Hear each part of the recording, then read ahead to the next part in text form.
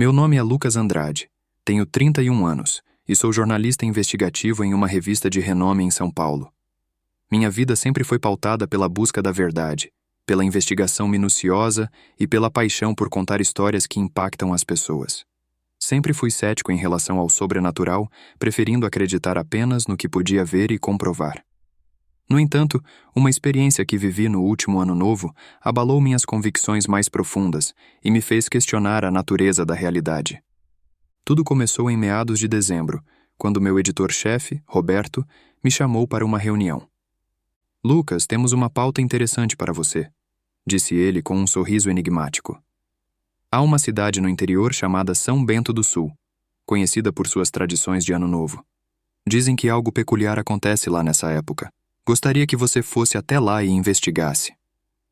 "O que exatamente acontece lá?", perguntei intrigado.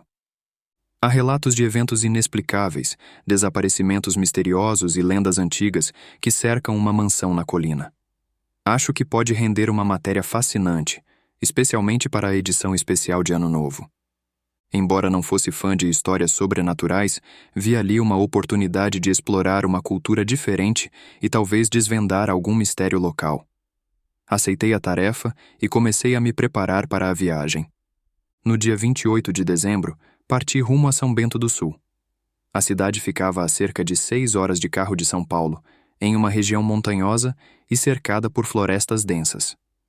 A estrada sinuosa oferecia vistas deslumbrantes, e o ar puro do interior era um refresco após a poluição da capital. Ao chegar, fui recebido por uma cidade pitoresca, com casas de estilo colonial, ruas de paralelepípedo e uma atmosfera tranquila. As decorações de Natal ainda enfeitavam as fachadas, e os moradores pareciam se conhecer pelo nome. Hospedei-me na Pousada do Sol, uma construção antiga, mas bem conservada, administrada por Dona Marta, uma senhora de 60 anos, de sorriso caloroso e olhos sábios. "Seja bem-vindo, Sr. Lucas", disse ela, ajudando-me com as malas. "Espero que aproveite sua estadia aqui em São Bento." "Obrigado, Dona Marta. Estou ansioso para conhecer as tradições locais, especialmente as celebrações de Ano Novo." Ela me lançou um olhar curioso. "Ah, sim, nossos festejos são bastante especiais, mas cuidado com a colina ao norte da cidade." "Por quê?", perguntei, tentando parecer casual. "A história sobre a antiga mansão dos Moreira. Melhor não se aventurar por lá." Fiquei intrigado, mas decidi não pressioná-la no momento. Subi para o meu quarto, organizei minhas coisas e desci para explorar a cidade. Passei o dia caminhando pelas ruas, conversando com os moradores e tentando entender o que tornava São Bento do Sul tão singular. Visitei a Praça Central, onde uma grande árvore de Natal estava montada, cercada por barracas que vendiam artesanato e comidas típicas. Em uma dessas barracas, conheci o Sr. Antônio, um artesão local que esculpia pequenas figuras em madeira. "Boa tarde", cumprimentei. "Seu trabalho é incrível." "Obrigado, jovem. Posso ajudá-lo em algo?" "Sou jornalista e estou escrevendo sobre as tradições de Ano Novo da cidade. Poderia me contar um pouco sobre elas?" Ele sorriu, mas havia uma sombra em seu olhar. "Celebramos com música, dança e comidas típicas, mas há também as lendas que cercam a colina." "Lendas? Pode me contar mais?" Ele hesitou. "Muitos preferem não falar sobre isso. Dizem que na noite de Ano Novo coisas estranhas acontecem na mansão dos Moreira." "O que exatamente?" "Há quem ouça música vindo de lá, embora esteja abandonada há décadas. Alguns afirmam ver luzes e sombras se movendo." "Você acredita nisso?" Ele suspirou. "Não sei dizer, mas respeito as histórias antigas. Há coisas que não podemos explicar." Agradeci pela conversa e continuei meu caminho, cada vez mais intrigado. Decidi que precisava ver a mansão por mim mesmo. No dia seguinte, acordei cedo e preparei meu equipamento: câmera fotográfica, gravador de voz, bloco de notas e lanterna. Antes de sair, Dona Marta me chamou. "Vai até a colina, não é?" Assenti. "Preciso investigar para minha matéria. Peço que tenha cuidado, e se ouvir algo, não responda." "Como assim?" "Apenas lembre-se do que eu disse." Com essas palavras enigmáticas em mente, parti em direção à colina. O caminho era uma trilha estreita que serpenteava pela floresta. As árvores altas bloqueavam parte da luz do sol criando um ambiente fresco e um tanto sombrio. Após cerca de 1 hora de caminhada, avistei a mansão. Era uma construção imponente, em estilo neoclássico, mas visivelmente desgastada pelo tempo. As paredes de pedra estavam cobertas de musgo, e as janelas, quebradas ou ausentes, davam à edificação um aspecto fantasmagórico. O portão de ferro forjado estava enferrujado e entreaberto. Ao empurrá-lo, ele rangeu de maneira sinistra. O jardim em frente à casa estava tomado pelo mato, e estátuas antigas emergiam da vegetação como sentinelas esquecidas. Aproximei-me da porta principal. Estava trancada, mas uma janela próxima estava quebrada, permitindo a entrada. Com cuidado, escalei o parapeito e me vi dentro de um salão amplo, iluminado apenas pela luz que entrava pelas frestas. O chão era de mármore, coberto de poeira e folhas secas. Um grande lustre pendia do teto, com cristais opacos pelo tempo. As paredes ostentavam pinturas desbotadas de paisagens e figuras humanas. Enquanto caminhava pelo salão, comecei a fotografar e a fazer anotações. O silêncio era absoluto, quebrado apenas pelo som dos meus passos. Subi uma escadaria que levava ao andar superior, onde corredores escuros se estendiam em ambas as direções. Entrei em um quarto que aparentava ser uma biblioteca. Prateleiras cheias de livros antigos cobriam as paredes. Uma escrivaninha de madeira escura estava posicionada perto da janela, com papéis espalhados sobre ela. Curioso, comecei a folhear alguns dos documentos. Eram cartas e diários da família Moreira, que aparentemente habitou a mansão no início do século XX. Um nome recorrente chamou minha atenção: Isabela Moreira. Em um dos diários, encontrei uma passagem que me deixou intrigado. 31 de dezembro de 1920. A noite se aproxima, e com ela, a esperança de um novo começo. Mas as sombras na casa estão inquietas. Ouço sussurros nos corredores, e sinto que algo está nos observando. Meu pai insiste que são apenas superstições, mas não consigo afastar essa sensação de temor. Senti um calafrio ao ler aquelas palavras. Continuei explorando a casa, entrando em quartos e salões que pareciam guardar segredos esquecidos. Em um dos quartos, encontrei um espelho de corpo inteiro, com moldura ornamentada. Ao me aproximar, percebi que o reflexo parecia distorcido. Meu rosto estava pálido, e havia uma sombra atrás de mim. Virei-me rapidamente, mas não havia nada. O coração acelerou. Decidi que era hora de ir embora. Enquanto descia as escadas, ouvi um som que me fez parar. Era uma música distante, como um piano tocando uma melodia melancólica. Segui o som até chegar a uma sala no térreo. Lá, encontrei um piano de cauda, aparentemente em bom estado. As teclas se moviam sozinhas, produzindo a melodia que ecoava pela casa. A lógica me dizia que aquilo era impossível, mas ali estava eu, testemunhando o inexplicável. Saí da mansão apressadamente, com a sensação de estar sendo observado. Ao retornar à pousada, Dona Marta me aguardava na varanda com uma expressão preocupada. "Você está pálido, Lucas! O que aconteceu?" Contei-lhe sobre minhas experiências na mansão. Ela ouviu atentamente, sem interromper. "Agora entende por que todos evitam aquele lugar?" disse ela após um momento de silêncio. "O que há naquela casa? O que aconteceu com a família Moreira?" Ela suspirou. "A história é antiga. Dizem que na noite de Ano Novo de 1920 ocorreu uma tragédia na mansão. Isabela, a filha mais nova, desapareceu misteriosamente durante a festa da virada. Nunca mais foi encontrada. A família, consumida pela dor, deixou a casa pouco tempo depois. Desde então, eventos estranhos acontecem lá, especialmente nessa época do ano." "Você acredita que o espírito dela ainda esteja lá?" "Não sei, mas muitos que se aventuraram até a mansão relataram experiências semelhantes à sua. Determinado a descobrir a verdade, decidi que voltaria à mansão na noite de Ano Novo. No dia 31 de dezembro, a cidade estava em clima de festa. As pessoas se reuniam na praça central, onde haveria música, comida e a tradicional queima de fogos à meia-noite.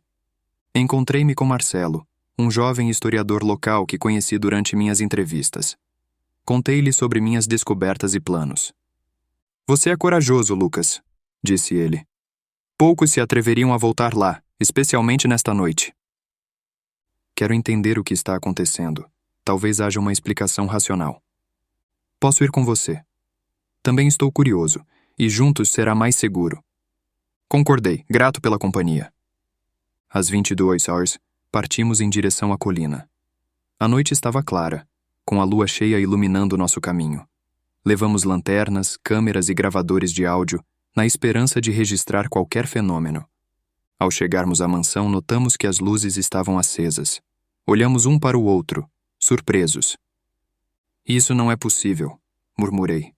Não há eletricidade aqui. Aproximamo-nos cautelosamente. A porta principal estava aberta e sons de vozes e risadas vinham do interior.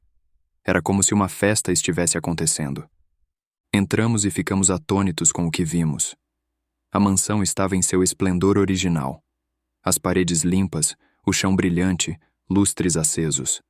Pessoas vestidas com trajes dos anos 1920 circulavam pelo salão, dançando ao som de uma orquestra ao vivo. Isso é algum tipo de encenação? Perguntou Marcelo confuso. Antes que pudéssemos responder, uma jovem se aproximou de nós. Era linda, com cabelos escuros e olhos profundos. Vestia um elegante vestido azul e usava um colar com um pingente em forma de lua. Bem-vindos à nossa celebração, disse ela sorrindo. Sou Isabela. Não os reconheço. São amigos da família? Engoli em seco. Na verdade, somos visitantes. Meu nome é Lucas, e este é Marcelo. Ela inclinou a cabeça curiosa. Que interessante. Venham, juntem-se a nós. Seguimos Isabela pelo salão ainda sem entender o que estava acontecendo.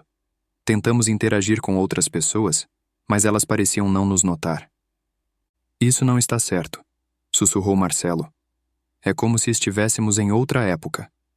Talvez seja uma espécie de alucinação coletiva, sugeri, embora nem eu mesmo acreditasse nisso. Isabela nos conduziu até uma varanda que dava para o jardim. A lua brilhava intensamente, e a música ao fundo criava uma atmosfera surreal. Vocês acreditam no destino? Perguntou ela, olhando para o horizonte. Não sei, respondi. Por que pergunta? Às vezes, sinto que estamos presos em um ciclo sem fim, revivendo os mesmos momentos, esperando por algo ou alguém que nos liberte. Olhei para Marcelo, que parecia tão confuso quanto eu. Isabela, o que aconteceu com você naquela noite? Arrisquei perguntar. Ela nos encarou com os olhos cheios de tristeza. Naquela noite fiz um pedido à lua. Queria ser livre das amarras que me prendiam aqui. Mas algo deu errado. Fiquei presa entre mundos, revivendo este momento eternamente. Como podemos ajudá-la? Perguntou Marcelo. Vocês precisam quebrar o ciclo, encontrar o objeto que me conecta a este lugar. O que é esse objeto? Antes que ela pudesse responder, um homem alto e sério aproximou-se. Isabela, está perturbando nossos convidados? Disse ele com um tom autoritário. Não, pai, apenas conversando. Ele nos olhou com desconfiança. Não os reconheço. Quem são? Isabela apertou meu braço discretamente. Precisam ir agora, sussurrou ela. O ambiente começou a mudar. As pessoas ao nosso redor perderam a vivacidade, tornando-se sombras sem forma. A música tornou-se dissonante e a atmosfera opressiva. Corremos para dentro da mansão procurando uma saída. As portas e janelas estavam trancadas. O homem nos seguia, agora com uma expressão ameaçadora. Vocês não deveriam estar aqui, disse ele, com a voz ecoando pelas paredes. Encontramos uma escada que levava ao porão. Sem opções, descemos às pressas. O porão era escuro e frio, com paredes de pedra e chão de terra batida. Precisamos encontrar o objeto que Isabela mencionou, disse Marcelo ofegante. Mas o que poderia ser? Começamos a vasculhar o local, usando as lanternas para iluminar. Em um canto, encontrei um baú antigo, trancado com um cadeado enferrujado. Aqui! Chamei. Forçamos o cadeado até que ele se quebrou. Ao abrir o baú, encontramos pertences pessoais. Cartas, fotografias e um diário. Folheamos o diário rapidamente. Isabela escrevia sobre sua vontade de fugir, sobre como seu pai a controlava e impedia de viver sua própria vida. Havia menções a um colar que sua mãe lhe dera, um pingente em forma de lua. "O colar!" exclamei. Ela estava usando. Talvez seja o objeto que a mantém aqui. O som de passos se aproximava. O homem estava descendo as escadas. "Precisamos pegar o colar dela", disse Marcelo. "Mas como?" Naquele momento, Isabela apareceu à nossa frente como uma aparição. "Rápido, não há muito tempo", disse ela, entregando-me o colar. "Destruam-no e estarei livre." Peguei o colar, sentindo um frio intenso ao tocá-lo. "Obrigado, Isabela. Faremos isso." Ela sorriu com lágrimas nos olhos. "Finalmente poderei descansar." O homem chegou ao porão, agora com uma aparência grotesca, como uma sombra deformada. "Não permitirei!" gritou ele, avançando em nossa direção. Corremos de volta pelas escadas, com a criatura nos perseguindo. O ambiente ao nosso redor desmoronava, como se a realidade estivesse se fragmentando.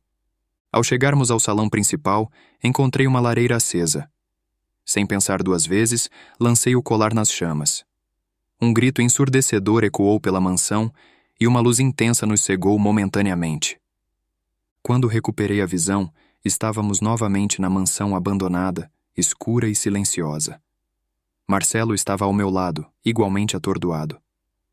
"Conseguimos?" perguntou ele. "Acho que sim." Saímos da mansão e descemos a colina em silêncio. Ao chegarmos à cidade, percebemos que as luzes estavam apagadas e as ruas desertas. "Que horas são?" perguntei. "Não sei." Meu relógio parou. Caminhamos até a praça central, onde algumas pessoas começavam a aparecer, confusas. As luzes voltaram gradualmente e ouviu-se o som distante de fogos de artifício. No dia seguinte, fui procurar Dona Marta para contar o que havia acontecido. Ela me recebeu com um olhar sereno. "Você libertou Isabela, não foi?" Assenti. "Acho que sim, mas como você sabia?" "As coisas mudaram. A energia da cidade está diferente. Você fez o que muitos tentaram e não conseguiram. Antes de partir, visitei o túmulo da família Moreira no cemitério local. Deixei uma flor sobre a lápide de Isabela, sentindo uma profunda paz interior. Retornei a São Paulo com uma nova perspectiva sobre o mundo. Escrevi a matéria, mas optei por apresentá-la como uma crônica, sem expor todos os detalhes sobrenaturais. Era uma história sobre amor, liberdade e o peso das escolhas. Aprendi que há mistérios que vão além da nossa compreensão e que, às vezes, é preciso abrir a mente para o inexplicável. Minha experiência em São Bento do Sul não apenas mudou minha visão de mundo, mas também me ensinou sobre empatia, coragem e a importância de ouvir as vozes que clamam por ajuda, mesmo que venham de lugares inesperados. Este relato é um testemunho de que o Ano Novo não é apenas uma mudança no calendário, mas uma oportunidade de renascimento e transformação. Que possamos estar abertos às possibilidades que a vida nos oferece e às histórias que aguardam para ser descobertas.